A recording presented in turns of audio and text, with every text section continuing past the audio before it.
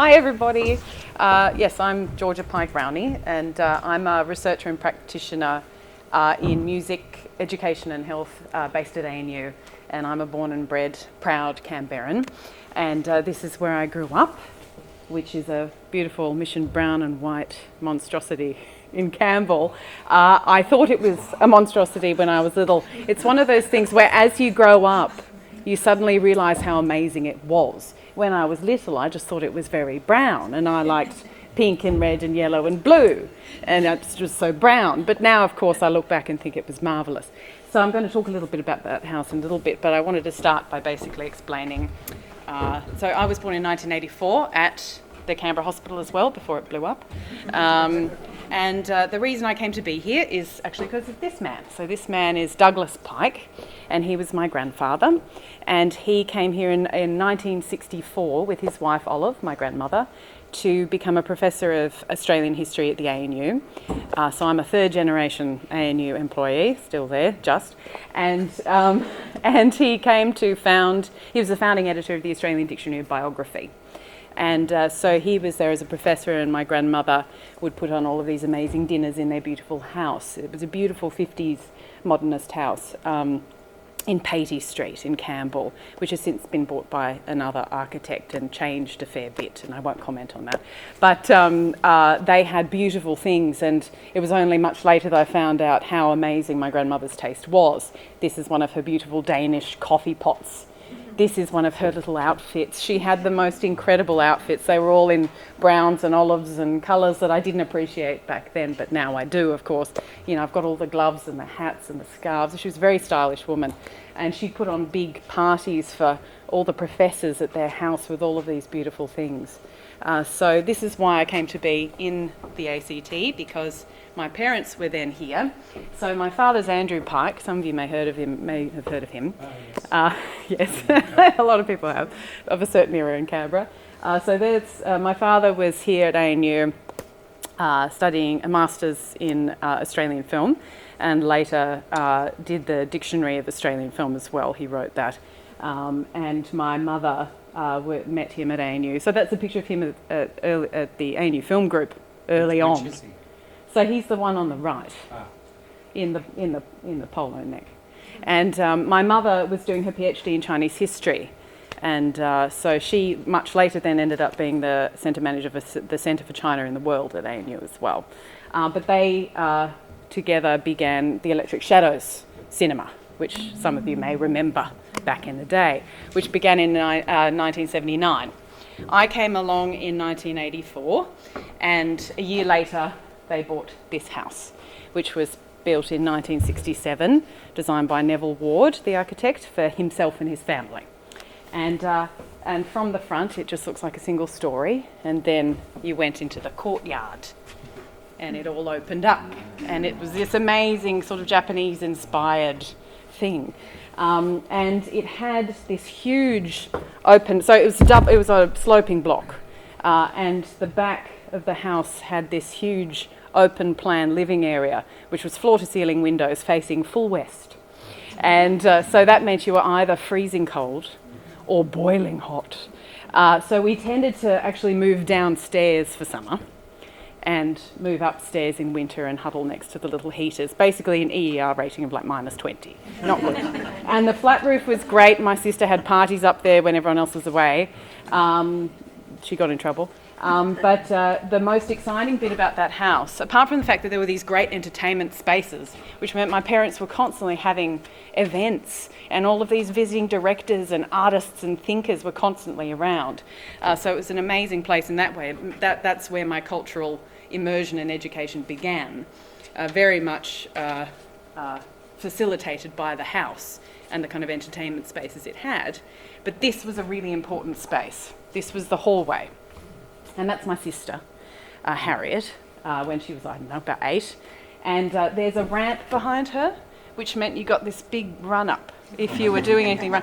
So we'd, set up kind of jumps and things, so you could play horses and run down there and jump. And it was also really good for marbles and anything else that rolled. So there was a lot of that. But it was a very important house because my experience of modernism, a lot of it has been about hide and seek, nooks and crannies, finding little spots, and I'll later show some of the libraries that I spent my time in, and the School of Music as well, which I'm about to talk about, which is about all these little spots you could find, little hidey holes and things that are really special, characteristic of these types of buildings. I need to speed up a bit, so I will. I went to Ainsley School, beautiful Art Deco building.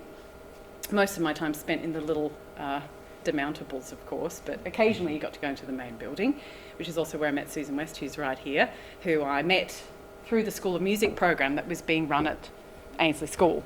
So from the age of 4, in fact, I was at the School of Music. And as I said, finding the hidey holes, hide and seek at the School of Music, great fun. Great fun. I still know some of the secret spots. And I ended up working there, in fact. So I was there from age 4 until just 2018. So it was a big part of my life. I have a love-hate relationship with that building. That's me, age 9, playing my little harp. And interestingly, in fact, my work now with Susan is often about helping people overcome and recover from their music education that occasionally takes place in places like this. So it has been very influential in various ways. It leaks a lot, all of those things. So practically speaking, like the other house I grew up in, not necessarily practical, but sort of so beautiful in certain ways once I overcame my childhood dislike of large amounts of concrete. As a 4-year-old, that place is pretty scary. You know, it really is. It's actually not well designed for music at all. The Llewellyn Hall is incredible, but actually playing music in the little rooms and things was not that helpful. But I can still appreciate the design. So here's Electric Shadows. That's where I began my career as a candy bar girl, later tearing tickets, and that's what we did. And at the bookshop next door, I worked at Electric Shadows bookshop, which sadly ended a little while ago. Again, a lot of education went on being at that cinema. I thought it was completely normal that people had a cinema to go to and could just chat to the projectionists, back when projectionists wore white lab coats and, were professionals at their job. And then here's the wonderful cinema centre, within which Centre Cinema was situated right underneath in the basement. And so I also worked there as a candy bar girl. And this is one of my photographs that I took, but that's what it looked like back in the 1990s when my parents took over. So they were still running Electric Shadows, and then they took over Centre Cinema as well. So meanwhile, and of course it's the beautiful Taglietti building, and I'm excited to hear from you soon. I also got to spend all this time, and I still get to spend my time, with the beautiful modernist buildings of ANU, and I love them. So there was the law school where some of my undergrad was spent. I quickly realised law was not my thing. The classics in the AD Hope. Sadly, it's hard to find a good photo of the AD Hope building. I love that building. It's not very much appreciated, and it's probably going to be torn down soon, which saddens me greatly. Because again, nooks and crannies, fabulous little spots you could find to study. And the Menzies Library, which I just adore, and the Chifley. So all of my career has been shaped by these incredible spaces. And particularly University House. I became an early career fellow of University House in 2017. And in fact, I met my husband there in the Great Hall at one of the weekly dinners. And in fact, Amy was there.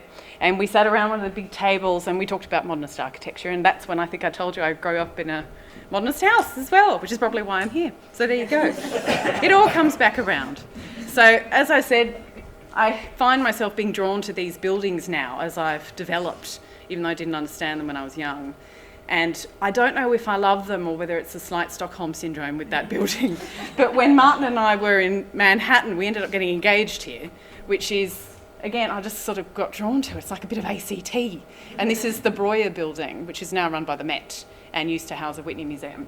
And it's actually a fabulous building. And so we spent quite a bit of time there.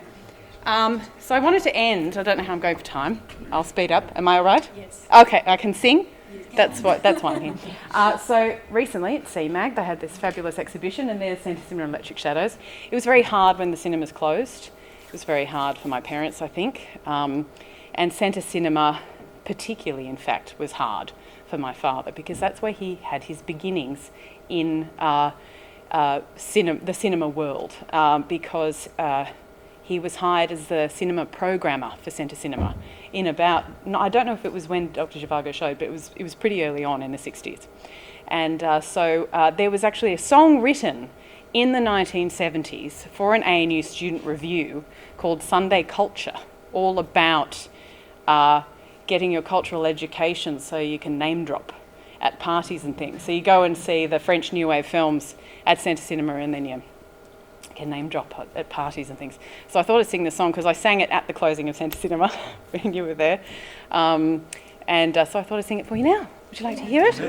Yeah, I'll try and remember it. And if you don't know French New Wave, you won't know half of the names that are being dropped. I'm going to drop lots of them. It's about making fun of people like me, basically. So it goes like this. I don't believe in sport, it's really quite a bore. But when it comes to culture, well, that you can't ignore. Arty films in other spots never proved a draw. But now it's bliss I wouldn't miss Sunday at the Centre Cinema.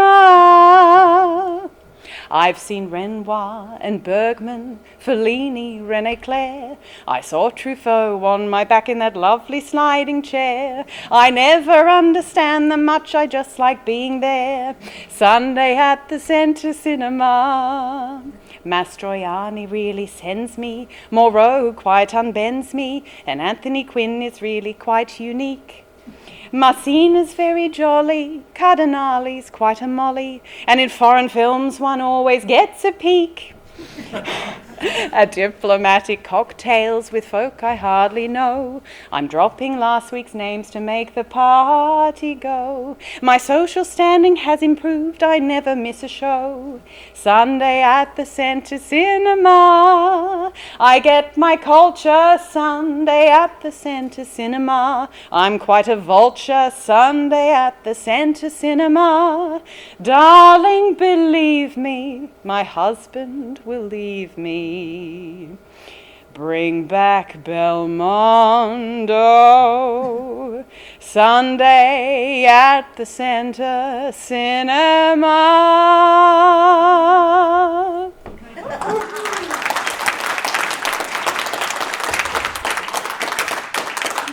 If you don't know who Belmondo is, he was my first film crush.